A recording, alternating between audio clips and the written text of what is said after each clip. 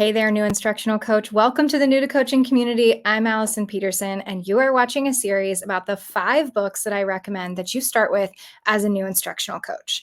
Now, this one's going to surprise you and shock you a little bit, but stick with me, okay? I really think it's going to be worth it for you. So here's book number 5 that I think you should read. Your Bible. Oh my goodness. Dust off your Bible, pull it out, and actually start using it as a reference for instructional coaching support. I have used it in the 10 years that I've been coaching, and I have found it to be so incredibly helpful and have found so much guidance in here. So I could not possibly tell you my 5 favorite books to use as an instructional coach without talking about this one.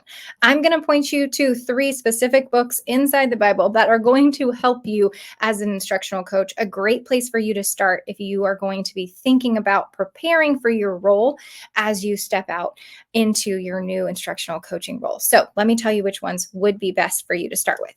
Okay, let's start with 1 Peter chapter 5. I think I've written a few notes in this section, but if you go to 1 Peter chapter 5, you will get a wealth of leadership guidance for you. And I think that this is one of the most important things that you're going to need. Because in chapter 5, he actually switches his focus and starts talking to the elders in the church and gives them some guidance and wisdom for how they're going to lead other people. And he says in here in chapter 5, verse 2, I appeal to you, care for the flock that God has entrusted to you. Watch over it willingly, not grudgingly, not for what you will get out of it, but because you are eager to serve God. And that has been such an important anchor verse for me as I have tried to think about who is the flock that God has given me and who are the teachers that I have entrusted to me as an instructional coach. So as you're reading your Bible, look at 1 Peter 5 and read through that whole chapter and be encouraged. So the other books that I want to share with you go together. They're actually 2 letters from Paul.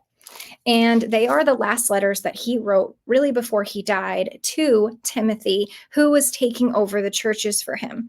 And they are his leadership letters. He's not just writing about the gospel anymore. He is writing to Timothy and giving him direct advice about how he should lead the church.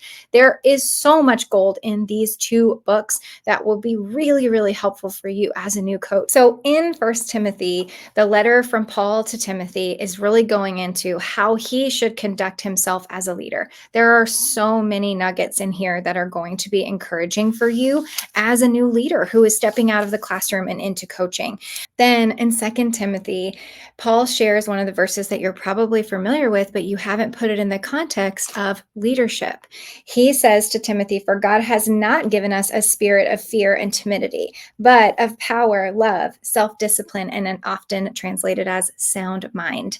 And so this guidance that Paul gives Timothy for how he should lead the church is very applicable to how you can lead your teachers in your new role as an instructional coach. So if you are a Bible reader and you've already got your highlights, go back into 1 Peter 5 and 1 and 2 Timothy and read them with a new eye, friend. Read them from the perspective of leadership and what it takes to lead people and what both Paul and Peter share with you as advice about how to lead. And those books have been anchors for me in my 10-year journey in coaching.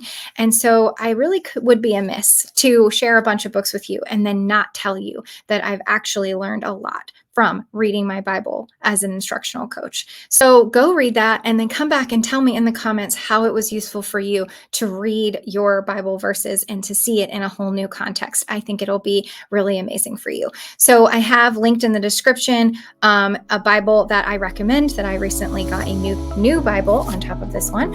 And so you might like that one. If you don't have one and you want one, you can write in.